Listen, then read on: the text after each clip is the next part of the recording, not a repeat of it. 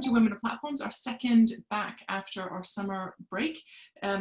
We've got a fantastic schedule plan. I think, Rose, you're going to give a plug at the end for next week's session. Yeah, cool. Yeah, I am. Tonight, Rohan Sivajoti, have I pronounced that correctly? I've been called far worse. It's fine. It's close enough. Don't worry. No. Tell me how it's pronounced. Rohan Sivajoti. There you go. Sivajoti. So I'm really sensitive to this because I know it's really awful when people mispronounce names. And I listened to a video of yours, so I would get it right before. And then anyway, under pressure, I cracked. So Rohan is a financial planner, founder of Postcard Financial Planning, co-founder of the NextGen Planners group, and founder of Doc Vinci, and is going to talk to us a bit tonight about NextGen Planners group, what they're doing to encourage diversity in the financial planning world, some of the progress that they've made, some of the barriers, and yeah, we'll just have a bit of a chat. But Rohan, do you mind just introducing yourself first to the group? Yeah, sure thing. Although I think you've just done it there, Heather. And I know that you said that your hair looks like that because you've been writing reports all day. I've no idea what my excuse is, but I'm going to have to come up with one, aren't I? Hi, everyone. Really nice to be here. Yeah, Rohan Sivajoti, just like Heather said there. I've got an IFA practice, run NextGen Planners, about 350 members in there nowadays, and a little design agency for professional services as well, because most of people's documentation looks boring and dull. That's about it really. I live up in a place called Darlington, in the north of England, which is a lovely place to be. So there you are. That's me. Perfect. Since we don't have as many people on tonight, do you guys should we do a quick round of intros, since it's the core group, but since Rohan doesn't know you, do we want to do a quick round? If say thumbs up or thumbs down if it's a waste of time. Thumbs up? Great. Okay. Amanda, since you're at my top, do you mind if I start with you? Yeah, no problem.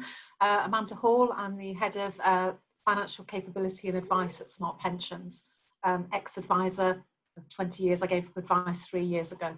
So, that's me. Amanda did a fab session on financial inclusion a few weeks ago. Brian? I'm Brian Byrne here in Toronto, Canada, and I'm with Avidor and Associates. We work with financial services companies the likes of HSBC, Barclays, RBC, Morgan Stanley, list goes on. Nice to be here. Great. And Brian also did a fab session on tech disruption and innovation. I'm also a futurist, Ronan, in case you're interested in what is coming in a year, more or less. NextGen tech. No stock tips, though. Justine? Hi, I'm not Hannah, I'm Justine. I've accidentally come in under as Hannah, apologies. I am the new marketing and content director at Next Wealth. I am going into my 3rd week, so just a newbie. Previous to that, I was at Origo, the industry fintech, and I was there for 14 years doing their marketing. Perfect. Emma? Hi, Emma Napier, and I am recently out of True Potential, which I was at TP for 6 and a bit years as head of distribution, and I've just joined Bravura. So I've changed gear completely, and I'm well out of my depth in a software company, but they haven't got anyone, it seems, that is like me from a distribution point of view. So I'm having lots of fun at the moment. Looking forward to this. Wow. That's great. Helena?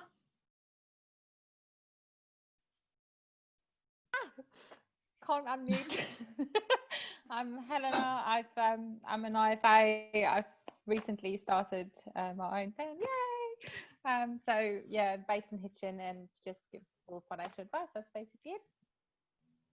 That's great. I love the ostrich. Yeah, he's not eating the bugs. Amira?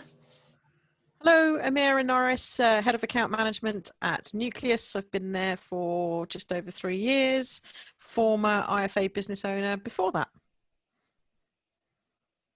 Sam Seaton? Hi, I'm the CEO of Money Hub, and I'm not an IFA, but I love what you guys do, and very big supporter of, I guess, fundamentally taking what has been done traditionally for the high net worth individuals to the mass market. So I would like to see us as an industry with tech and all that we do be able to do more of that, which I think we are making some inroads to. Right. Rose? Hi, I'm the loud one that came in at the end. I'm Rose. Recently, I'm a director in the insurance practice at KPMG. Back in the day, I was an advisor for 10 years. I've worked for a number of asset managers and insurance companies, and love this group. I loved all the intros. I love hearing about everyone again. It's so exciting to be here. Yeah, I'm really happy we did that, because it's been, I mean, we got together last week, but we sort of had a bit of break, so it's good to hear everyone's news. Great. So, Rohan, do you mind telling us a bit about why you set up NextGen Planners Group? I know a little bit. Next Wealth actually sponsor the NextGen Planners Conference, because we're huge supporters of what they do, and get a lot of value from interacting with your members. Do you mind telling the group a bit about why you set up NextGen, the two grumpy Northerners? Yeah, I don't know how I got that moniker. If anybody knows me, I'm the least grumpy person in the world, but there you go. So actually, but this kind of starts grumpy, right? So I set up an IFA practice at 28. I went directly authorised, was in the BDM world. Rose, I'm amazed that our paths haven't crossed before, because I know we've got tons of mutual friends like Paul Bagley and Damien Smythe and people like that. But look, it was like one of those things where I was doing like the rounds with people like Vanguard, Financial Express, people like that. And quite simply, I was seeing loads of firms, and I'd probably only ever give my money to about 3 of them. And I thought it was a pretty damning insight into the IFA market.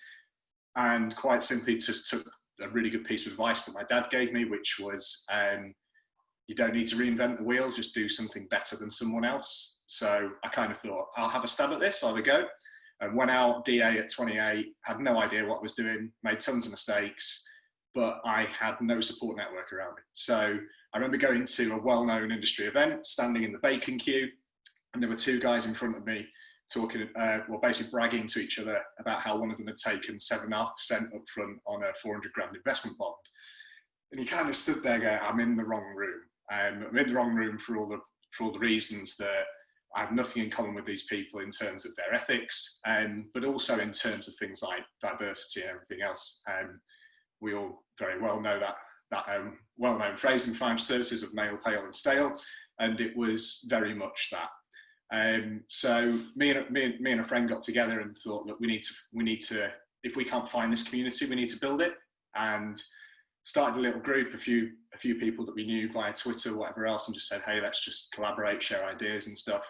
And within 4 years now, that's morphed into like a paying membership for about 350 people all over the UK, who just come together every day, a really nice safe space to share ideas and help each other raise the professionalism within this industry. Where it's developed from there is just more, so I do this kind of really sneaky thing, right? Where if I need something, I just build it in NextGen, because then it helps me, right? So in my IFA firm, I needed to train up advisors, and quite simply don't have the time to do it. Like, I'm busy advising clients, running the business, you know what it's like running a business. It's just crazy, isn't it? Didn't have the time, the resource to do it. So we developed a training contract for that. And we've got on to do conferences, radio shows, I don't know, everything else that we do now. But the overall goal is to become, the best loved member organisation in financial services that's really driving its development. So, yeah. That's great. And that the thing I really notice about the NextGen group is it's almost less about the age profile of people, because it is a younger, tech savvy, enthusiastic group, but it's how positive people are about what they're doing, about the difference they're making in people's lives, and the difference they're making to the financial planning community and the profession, as you say. That's the thing that really sticks out for me when I interact with people in your group. And I think that's fantastic, because there's a lot of there's a lot of noise and negativity sometimes around financial advice and financial planning. And the reason I love immersing myself in your group is that doesn't exist, and people are really supportive of one another. I think that's fantastic.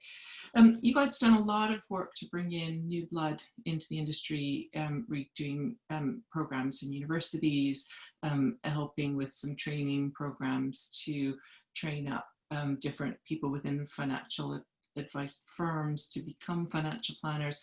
Can you talk about some of the barriers that you see to recruitment or bringing people into the profession? Absolutely, and this is something that I want to ask you all at probably the end of just what I say here, is actually so start having to think about it around what we do with these people who approach us and say, I'm just fresh out of uni and I want to become a financial advisor. How do I do it? That is a question that I've asked probably 3-4 times a day at the moment, and currently don't really have a great answer. I think in terms of things like, you know, we always have this obsession, don't we, of comparing ourselves to accountants or solicitors or whatever it is, right? Now, if you want to be an accountant, you kind of know, you go join a firm, you do a training contract, right? If you want to be a solicitor, you go join a firm, you do a training contract. With financial services, we don't have that answer. So all the time people are going, how do I become a financial planner? I'm kind of going, well, some firms will let you in as an administrator and then you've got to work your way up to there or whatever. There's no sort of defined career paths, which is why we call our training contract the training contract, because we want it to look more like a defined career path. And you know, it's that kind of thing where different firms do it different ways, and it's like, okay, well, you're going to take 5 years to get to advisor level here, 2 years to get to advisor level here, etc. It's just such a mishmash at the moment. So we're trying to sort of structure that a bit more so it's easier for people to access becoming a financial planner or taking those steps into it. Like I said, my inbox gets filled all the time with young people trying to enter the profession, but they just don't know how. They don't know what kind of positions are entry-level positions. Like things like when you see a role for trainee IFA, that means about 6 different things if you look across what those job descriptions are. So it needs some, I believe it needs some form of like uniformity. Is that a word? Uniformity? I don't know. I don't think that's even a word. It is a word. Okay, so Brian's like nodding. That's cool. So like it just becomes really, really difficult. So that's why we created that contract. So it's defined career pathways for people. They know exactly what they're doing from month 1 through to month 16. Regular employer feedback every single month, so the employer knows how they're getting on, all this kind of stuff, just so people can hand that over and crack on with their jobs. And I don't know, I mean I'm so open to ideas, feedback from anyone on this, because I think it's a real weakness of our industry and profession. Hey Heather, I have a thought on this if it's appropriate. Yeah, go for it. Rowan, when I was in New York City, I worked on Wall Street, and my group, I had a very large group at MetLife, and we were responsible for setting up financial planning in 1998, and we went on your journey exactly. And one thing that we did, we found that a lot of the financial, frankly, insurance reps that were wanting to transition to fee-based financial planning had no idea where to start, what to learn, the whole thing. And we put together a pretty elaborate thing called MAP, forget what it stood for, but it basically roadmapped all of your steps, right from 101 all the way through to somebody who is a high-end estate planner or we call it advanced markets. If I can lay my hand on it, I'd be happy to share it with you. You can have it. But it was exactly what you're talking about.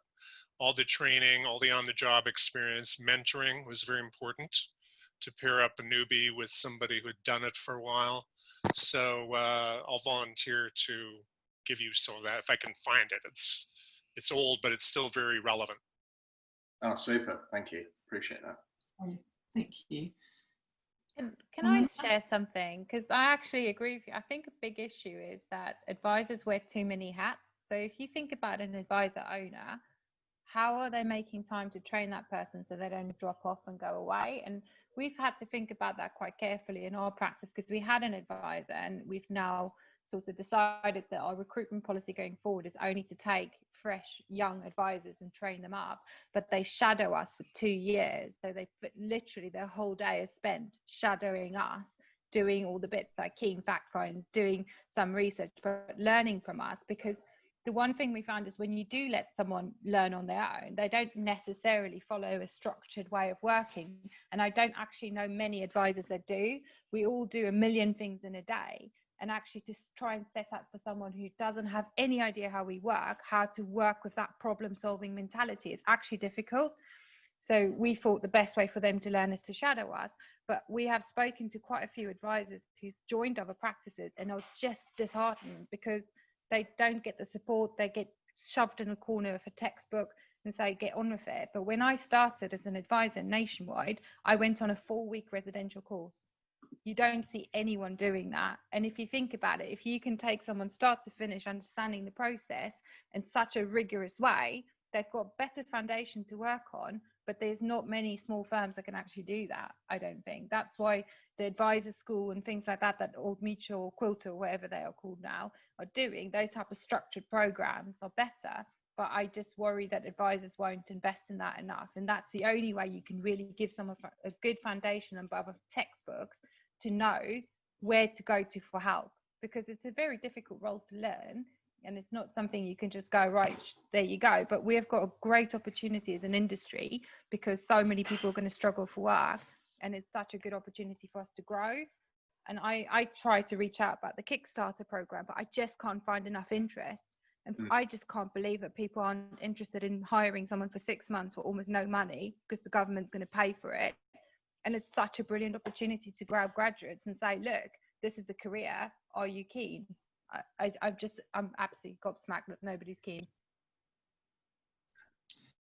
We've been looking at my accountant and I have been looking at the Kickstarter program because I agree. I think it's a fantastic opportunity. I mean, that example you gave of investing 2 years in somebody before they're going to, that's a huge financial resource commitment for you as a small business owner. And I think, and that's what I hear from even bigger firms, that it's, you know, it's management stretch. It's the amount of money that goes into just making sure you can have the resource to train them, but it's somebody who's not bringing any revenue to the business. It's just a cost for a couple of years.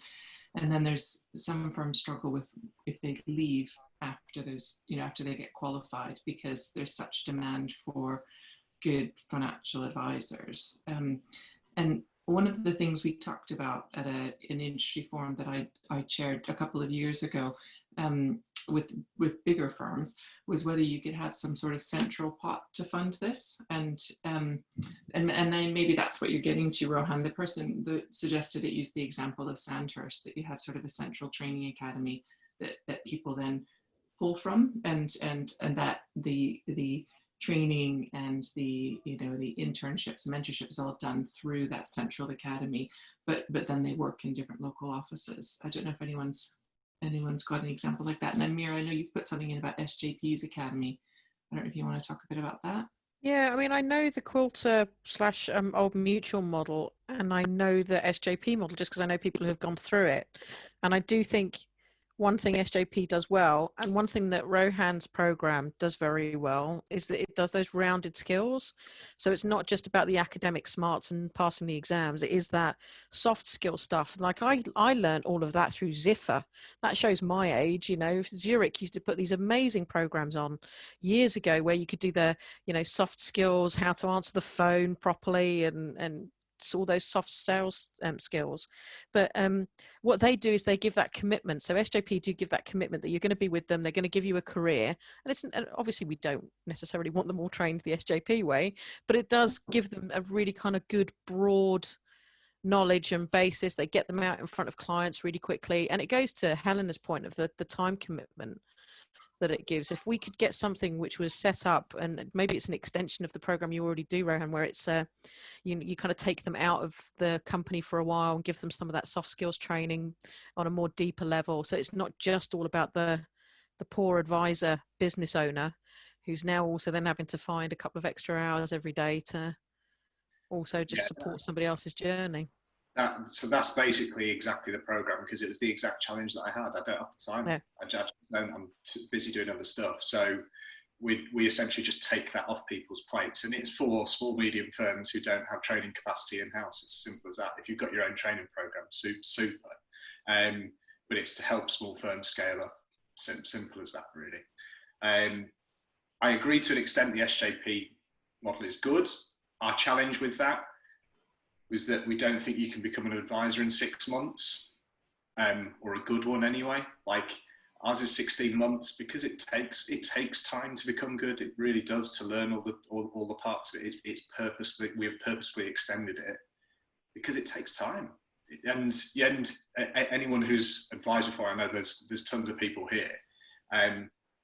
I would suggest that if you're not embarrassed by things you said in meetings even 6 months ago, you're probably not developing. Like, you're always learning, aren't you? And it's just the kind of way that it is. But the other thing that we are doing is, so we do like boot camps with universities. So we started off with Manchester Met, and we take some of we basically get 70 candidates, and the university whittle it down to 16. And we go in and do a day with those 16, and we take loads of employers with us. So we took 15 employers with us who were looking for candidates, and all 16 got offered interviews. So it was an awesome day, and the quality of the candidates was unbelievable. And I'm really happy that Helena said there, for example, that their policy now is to bring in youth, because my experience of this and our experience of this is, so first of all, they're already in that learning mentality. They just soak everything in. And they bring so many different ideas to the business in terms of things just outside of what the job is, like in terms of marketing, IT, all the rest of it. And they're just unbelievable sponges that like haven't had that experience of terrible workplace culture as well. Like, actually have a bit about them. And if you've got half decent culture, then you can kind of craft them and model them into absolute superstars. So those boot camps now rolled out. We've got Coventry, UE, but we're about to announce a massive partnership, a big national one, where we're probably next year, well, COVID dependent, being in on about 50 universities across the country, delivering these boot camps. So we're going to have then this raft of people who want jobs in financial services. We've hopefully got across them that this is an amazing career choice, and we're going to have to somehow marry them up with firms, and however that works. But again, we need that pathway. We really need that pathway. Otherwise, you're going to be in the same situation again. So yeah, one to keep tackling, I think. It would be good to have a blueprint, because if you think about it, there's lots of people that are doing the exact same thing, trying to think about how to structure it, what's the best way to train them. And for smaller firms, we just don't have the time to write these things down. So I do think what you're doing is great. I've downloaded the program and sent it to one of the candidates to say, look, this is the kind of journey you need to think about. But I just think people think it's a bunch of exams, job done. Like you say, the SJP, you can't do that.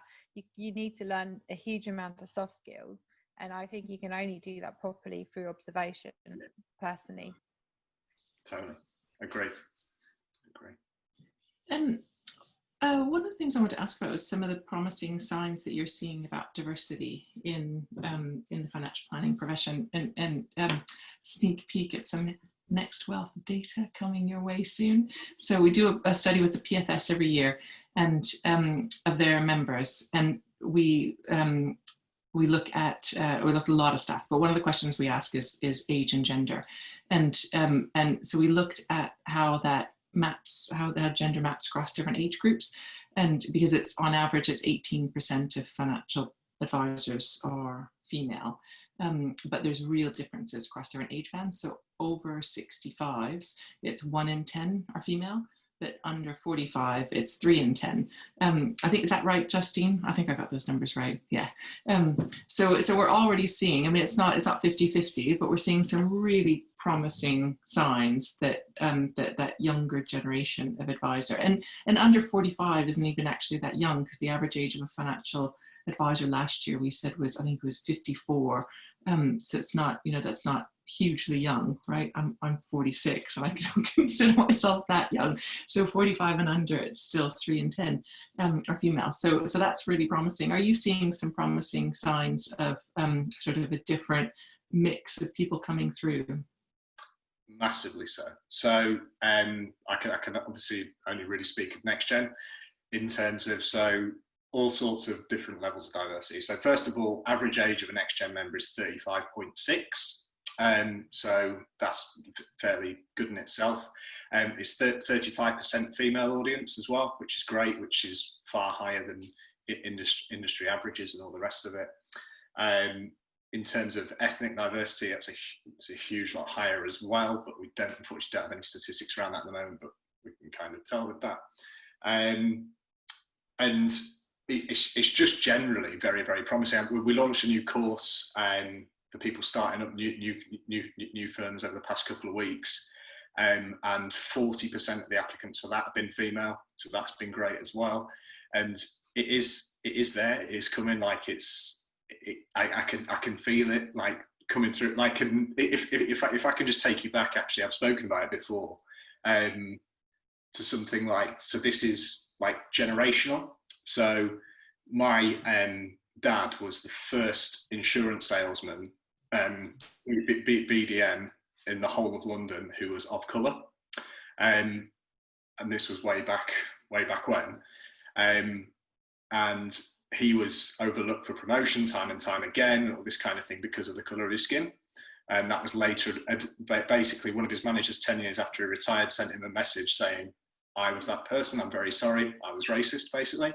And how far it's come from that, and him marrying a typical white English woman, being punched in the face when he walks down the street with her, that kind of thing, like, to where it's come today. I just think there's obviously loads more work to do around diversity, but we should remember as well how far it has come. It has come an awful long way from what the industry and the profession used to be.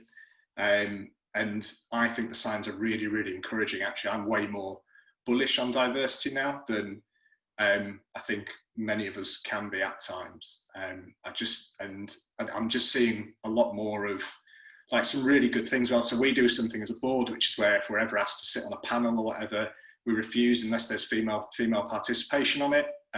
We hope people would sort of join us in doing that. And I think we're just seeing more and more diversity at all levels now, in terms of management, in terms of speakers, everything else. And what that helps is to create role models, and people look up to role models, right? People want to see people like them in those positions and realize that they can become those people. And I just, honestly, I'm massively encouraged at the moment, really, really encouraged. I'm pretty bullish on it. So I keep muting myself because there's music practice happening in the house a bit sporadically. so I'm writing notes and then having to find my mouse again. That's fantastic, and so good to hear. Can I ask a question on that diversity issue? When you say you're encouraged, can you compartmentalize or even cut off like an age range where you're seeing this kind of like flourish and this new thinking, as opposed to kind of like the old guard? So because I'm listening to you and I'm smiling, I'm feeling energized, and I think that we see, like in the advisor community, we see like this plethora of talent. We see more women coming, we see more people of color, we see more drive to technology and embracing things, doing differently, and that's really exciting. I kind of feel sorry for myself being in an age group similar to Heather's. I'm 45. Well, I feel like I'm stuck with a load of laggards, and I just have to just keep doing what I'm doing, because the change that I'm making is going to be minimal in my age range, but I have to keep pushing forward because we have this momentum coming behind us. Now, I'm hoping you're going to say, no, Rose, I'm seeing some great stuff in the 40 to 50 demographic, but is it really, it feels really compartmentalized, and do you think it's just the way it is? Question. So what you really want me to say, Rose, is you don't look 45. I don't believe you and me. Go on. No, not at all. Not at all. But if you want to. Okay. So really, really good point. So first of all, this whole age thing grinds me a bit sometimes. Like, it's like sometimes, like, we kind of compartmentalize people by the years that they came out of their mother, right? And it's like, you can be over the age of 60 and have values and whatever else. Like, these things are allowed. But I think the role that like you guys have got to play, especially, is being role models. Like, a lot of the people on this call are in incredibly senior positions and have a lot of responsibility. And I think it's all of our collective responsibility to inspire that youth. So to be able to for 20-year-olds, 25-year-olds, whatever it is, to look up to you, and say, I want to be in that position one day. And it's down to us all to carry ourselves with some decent decorum, with some decent values, and to be able to inspire people, because genuinely, like, I think that's what it's about. It's about finding decent role models and putting them on the pedestal, giving them the platform to inspire others to do it. And yeah, so that's where I think we sit, Rose. Cool. I was just gonna, I know Helena wants to ask something. I just want to say that really quickly. I think you're right, and I think that's a really good challenge back around. There are plenty of people throughout the generations who have got decent values and will lean into their own sense of purpose and their moral compass between wrong and right. But I guess my own observation is I'm seeing more bravery in a younger and emerging generation than I am in an older generation. And the difference between awareness and action is a lot closer to the people that I work with and older. Their awareness, they know what's wrong and right, they know what's good and bad, but their ability to jump from what they know to what they should do about it, it's like a gap that they're not willing to pass over. Sorry, Helena. No, I was going to jump in on that conversation because I have a slightly different view on, and I feel sorry for the typical male advisor that gets slagged off so much, because some of my absolute favorite mentors are the typical male advisors, and I've learned an insane amount from that. And sometimes it's just giving them the chance to change their minds as well. I actually wrote something on Octo because someone on Octo asked me, the first question I got asked is, how do you feel about being a woman and going to events as an advisor? And I thought, I have a lot more to add than that. So don't just ask me about going to an event. But I really copped out and I gave such a rubbish answer. I was properly pissed off afterwards. And I wrote something about it. And I just kind of said, you can't just go out and just point out people aren't fitting in, because you're making it so bloody obvious. And I know that's what we're trying to do. But we can show people as well there's a lot more to add, because you don't just want to be asked to do something because you're the female voice there. And I think sometimes if we always go on about the older advisors not adding value, I think that really is disheartening. So perhaps they're giving up because of that.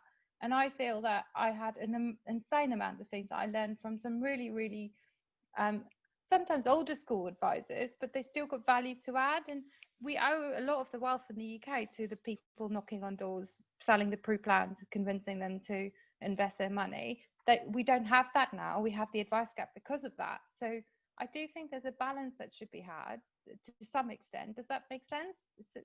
Am I? Absolutely. So I just felt that as an industry, we all owe it to make it better. And I think they've got a lot to add in that as well. And it's about giving them the chance to do that. So yeah, it's a learning curve for us all, I think. Yeah, I think that's important. And I hope people wouldn't think that, I mean, I guess it's like when people say Black Lives Matter, it's not that other people's lives don't matter. So I hope people don't take it that way, because I don't think anyone means it to slag off any particular demographic. I didn't mean it like that. Oh, I didn't think you did. Yeah, I was. No, I didn't think you did. Okay, I'm just. I just hope other people don't take it that way. No, I just found such an awesome community in Octo as well, and I thought that there's so much to add and learn from them. That's what I was trying to say. Yeah, I agree. No, I agree. And I think everyone was giving big thumbs up to that. I would hope that people in that demographic wouldn't think that we're saying move on, get out, because we're definitely not.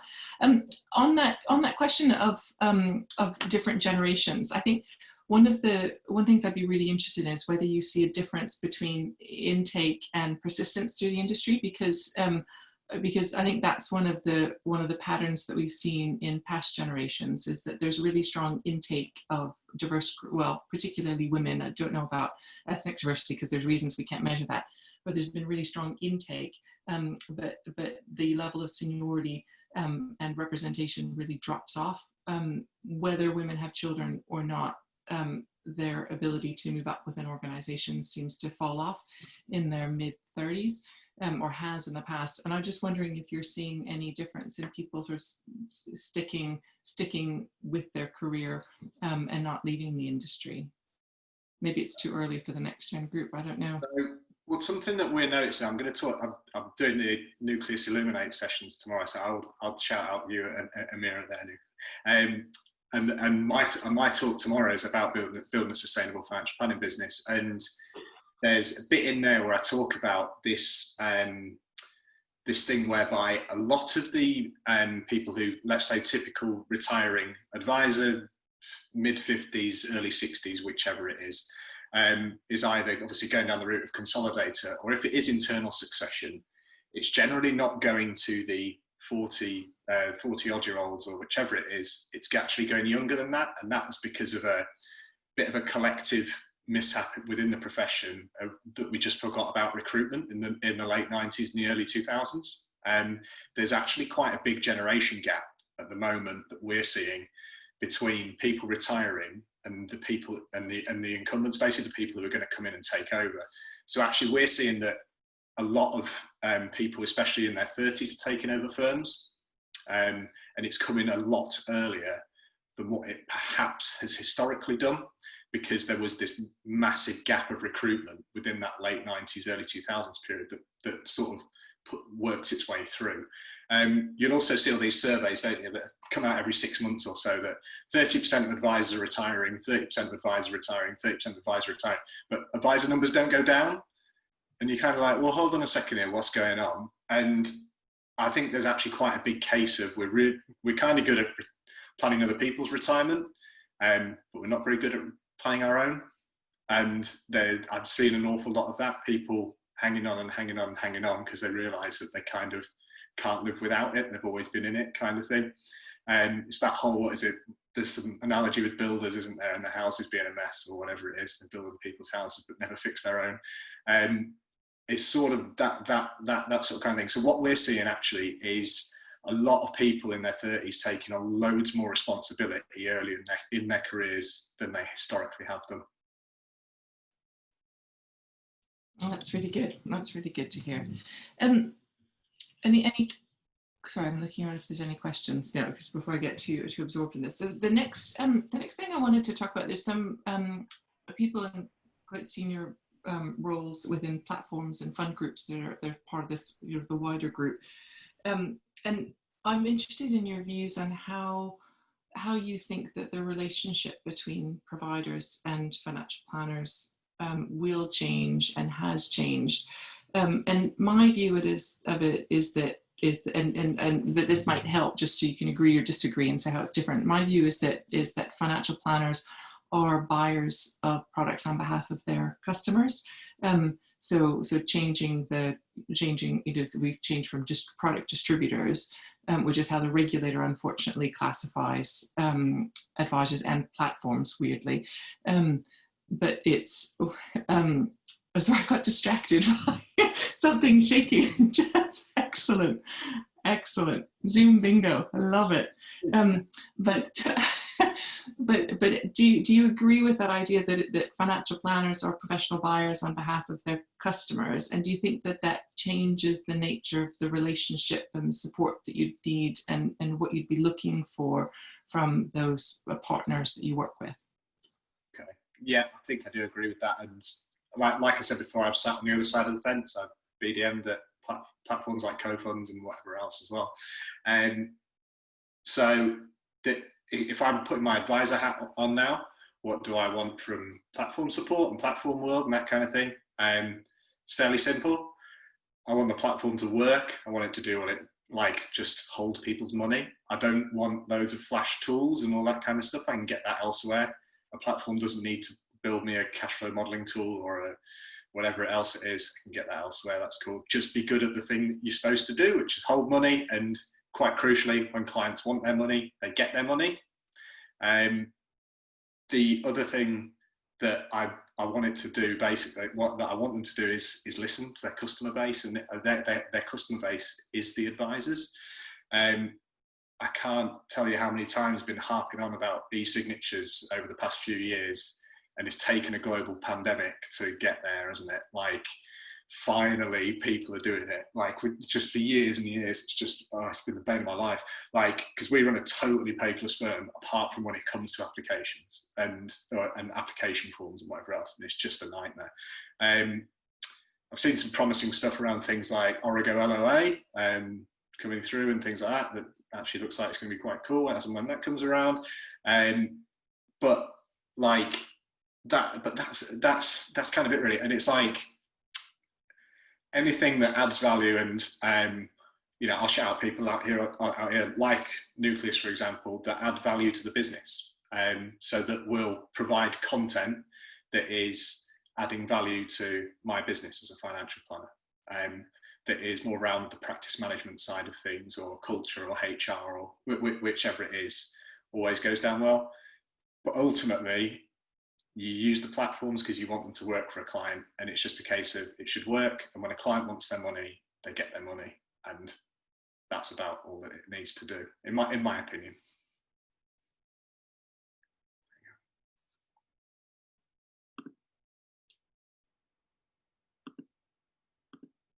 And I'm muted. Helena's comment. Nucleus does well. With Amira? With this Amira? Yeah. Yeah. Yeah, we do. Did you get that? I'd say we didn't pay him to say that, but I have a feeling we might have done for tomorrow. So Inducements are all clear. And that, I mean, that's what we hear from advisors is yeah, you get the basics right. I mean, one of the things that I really wonder about is what the role of the platform in the back office is in the long run, because a lot of advisors who are who haven't, I think if there's a lot of legacy pension business, or if there's things that are off platform, the back office system can be really useful in pulling those bits together. But some of your members that I've spoken to have said that, you know, if once those products run their course, and they expect them to in time, that really a platform and an accounting system and a CRM will do the job. Is that something you would agree with? 100%. So back office providers don't like me because I don't like back office providers, basically. And it's, look, right, I don't know a single person I've honestly ever spoken to who has ever said, don't you just love IntelliFlow? Or don't you just love whoever or whatever? Isn't it great? Like, so I'm not picking on IntelliFlow there in particular. Like, you can insert any back office provider there. Everybody suffers it, nobody likes it, right? And you're absolutely right, Heather. It's great for those firms who've got loads of multiple advisors, loads of old business, still some commission dripping in, that kind of thing. I can understand the reconciliation, how it makes Gable reporting easier, all that kind of thing, absolutely. But people just suffer it. It's just something that it's just mad to me. For me, I use a CRM out of the States called Wealthbox, which I think is brilliant. Alongside some accounting software, free agent, and that's about it really. That's all that I need. The rest of the stuff, like platform reporting, is pretty good. Like, you can get a lot of stuff that way.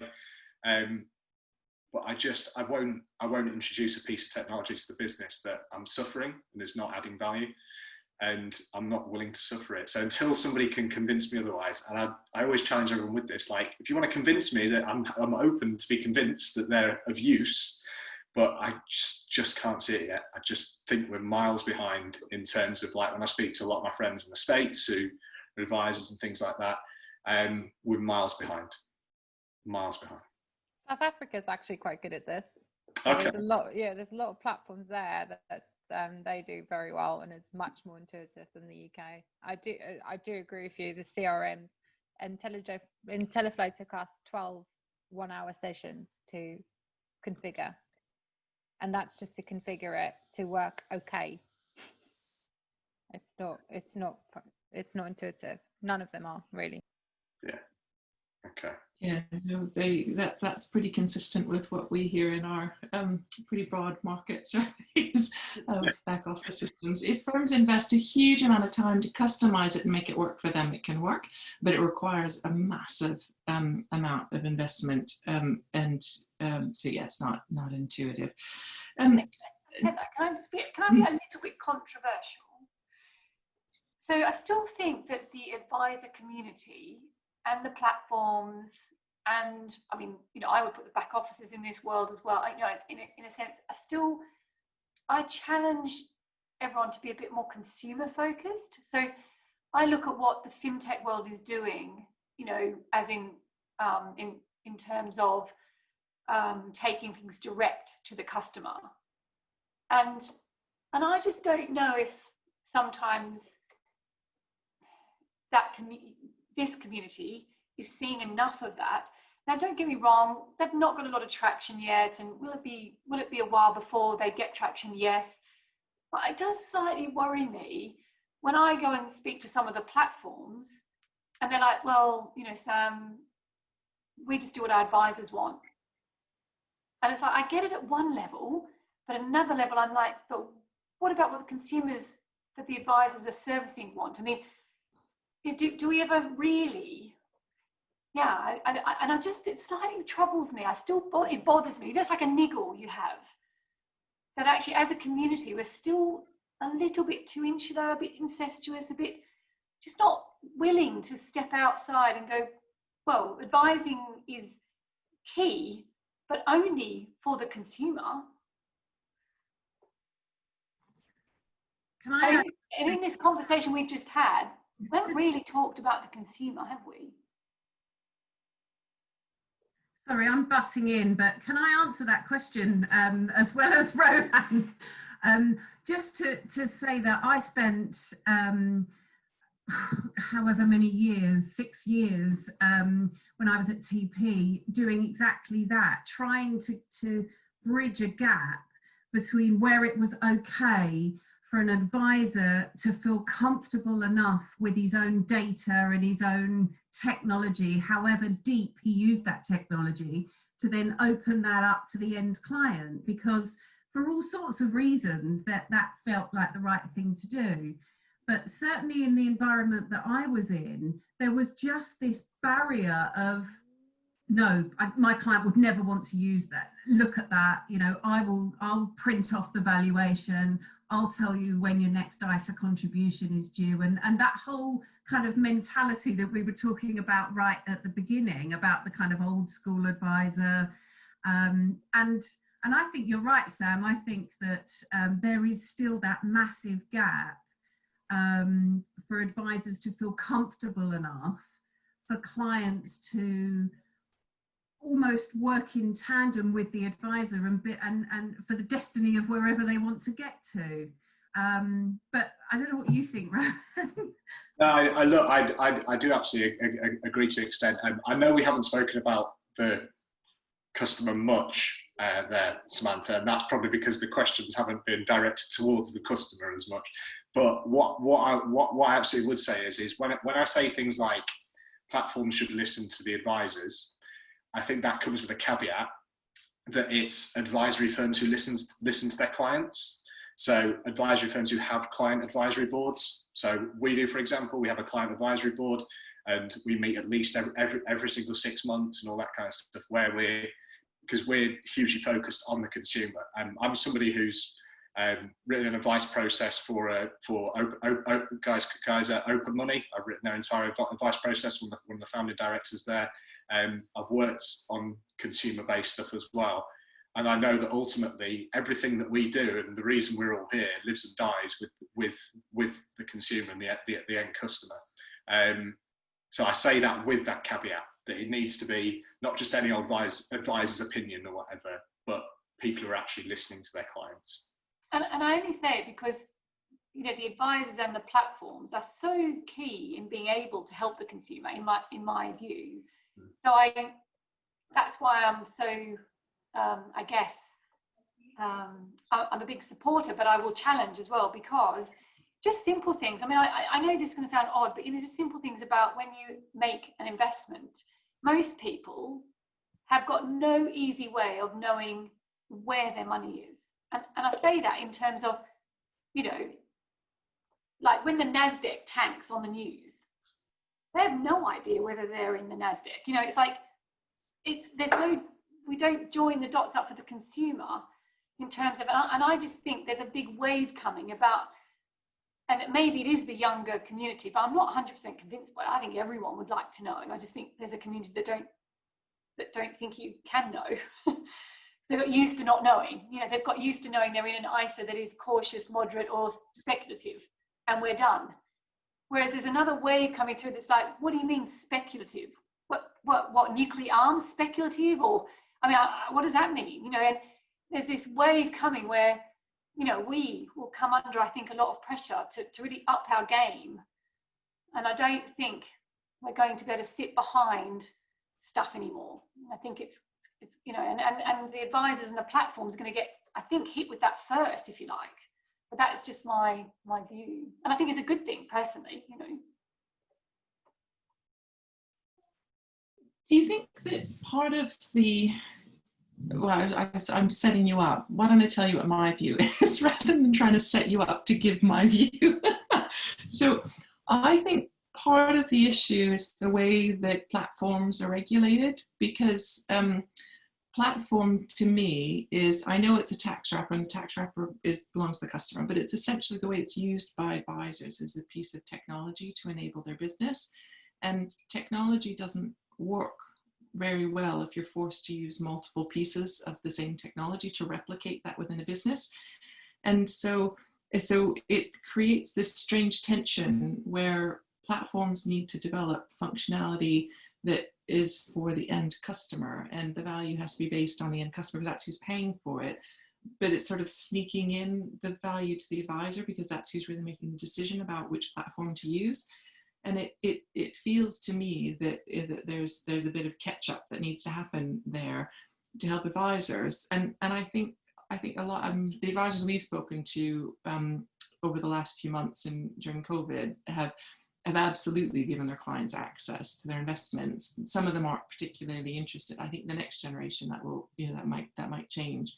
So the functionality exists. It's not terribly well used, and often development follows usage and demand. But anyway, so my view is that part of the issue is that tension between the way that platforms are regulated and who the real decision maker is. I think you said that well enough. Nothing further to add. Cool. All right. Any last questions before we wrap up? Yeah, Amanda. I'm interested. I set up my own business in 2002. So that wave when there wasn't many people setting up. I was 30, probably young, and in that going to a lot of conferences where there was the typical 55-year-old misogynist, to be honest. I was told at the time that I probably got clients because I was blonde and got big boobs, and that's a true story. One guy said to me, so I was just, so I started, yeah, it happens. And I'm wondering, what do you think the answer is to the advice gap? Because I think everyone deserves access to advice. Do you think it's robo? Do you think it's hybrid? Where do you think it's all going to, where do you think we can start to fix that as well? So I think there's two different answers to the words advice gap as well. So advice gap in terms of more advisors coming through, and advice gap in terms of the public facing bit. I'll give my thoughts on both. Yeah. So on that first one, bringing more advisors into the profession, I always talk about it in like threefold, and I think as a collective we should talk about it threefold. One is the flexibility that the job offers. Like when you get to a certain stage whereby you've got a few clients or that, you essentially pick the hours you want to work, right? If you want to work evenings and weekends, go for it. If you don't want to work Wednesdays, go for it, whatever it is. Like the flexibility around the job is amazing. And the second thing we should always highlight, and we shouldn't be afraid of it, is that it pays well. It does. Like it is a career that pays well. And I think people shy away from that a bit, but it absolutely does. And the third thing, and probably most important, is that it's incredibly rewarding work. You know, you are affecting people's lives, you are becoming sort of a key person of influence within their lives, and, you know, watching people retire, see their health improve, all that kind of stuff, like, you know, the clients who've had COPD and retired, and then they're like 6 months later, they're like magically better, all that kind of stuff is like amazing. So I always think if we promote the career on those three things, of it being flexible, good pay, rewarding work, it doesn't get much better than that. It honestly doesn't. So that second point on advice gap and attracting more people, I think hybrid looks like it's going to be the winner, I would say. I think as we become more trusting of machine and whatever else further down the line, it will move further towards that end. But the reason I say hybrid is because, like I said before, I was involved in building the advice algorithms for Robo. And what we found with a lot of our research was that people were happy going through the process. They get to the end and they hover over that button and they go, and they just want to talk to somebody, or they just want to pick up a phone and say, have I done this right? They want the hug. They want that person at the end. I was running a hybrid team. Totally, totally. We're still at that stage, but I think as we come further down the line, the advances with AI and everything now, that will dissipate at some point. But at the moment, it looks like hybrid's winning out. If you look to the States and what Vanguard's VPAth model has done, for example, like, it's absolutely phenomenal. So that's my opinion on that side of things, I'd say. Super. I think that's a really, really good point to end on. And everything that we've done as advisors definitely reinforces that strong job satisfaction, because they're making a difference in people's lives. We did a piece of work for Fidelity earlier this year, and that came through really strongly. So I absolutely agree, and that was great to see too, because I think there's you know, you just read all these headlines about people beating each other up in the industry, and it was great to see those messages coming through. Before I thank you, Rohan, I'm just going to ask Rose to give a bit of a plug for next week's session, if that's okay. Yeah, sure. So I'm in the chair. Well, I'm not in the chair. I'm putting someone in the chair next week. And I have grabbed one of my colleagues, Vicky Joshi, who is a director in the customer practice at KPMG. And she is responsible for putting together all of our insights. So KPMG actually bought a business called Nunwood, and Nunwood does loads of crunching of customer data. And what we have at KPMG that I really wanted to share with you is a load of data cut across the whole, I say the whole world, like global data around how customers have changed their habits during the pandemic. So, you know, why they buy, what drives them to buy, their values, what they're looking for from firms, how they buy, like the distribution channels, trust, integrity, values, all of those kind of different components. And I just think that's fascinating around the evolving customer and what that looks like and what they're learning in the pandemic, what's going to stick, what's not going to stick. And I've asked Vicky to have a look and give us a real high level overview on what those trends are. And I've asked her to slice it as well. Now she'll slice it by insurance. But when we say insurance, we look at long-term savings, retirement and investment, as well as protection and health, and then GI as well. So I've asked her specifically for our group to have a look at it from the wealth, long-term savings and retirement perspective, and to see what we can bring to life. I just thought that if that's data and it's available, I think we've got a new version of it that's coming out at the end of this month or next month, so we're going to get a sneak preview, and just sort of like we can kick around ideas of, so what does that mean to our clients if we're an advisor? What does that mean if we're a platform provider or an asset manager? How do we help intermediaries be relevant? How are they going to buy? How does our tech help advisors? We've just talked about that hybrid model, haven't we? How can we be relevant? And actually, let's have a look. We always look at business, whether it's an insurance or an asset manager or an advisor, from the inside out. What do we need? But actually, let's flip it on its head and what's the customer demanding? What are the pressures on them? How are they evolving? What's important to them? So therefore, how can we be relevant? And with an ESG lens, how can we help build sustainable businesses that are relevant to that evolving client as well. So I just thought that'd be really, really interesting. I've asked her to see if she can have a look at any other diversity trends, whether it's around ethnicity or gender. I don't know how granular she can cut that data, but let's see what we get. So I've got a little session with her tomorrow to prime her, and come with all your questions, but hopefully we'll get some really good insights as well. So that's what we've got lined up. Amazing.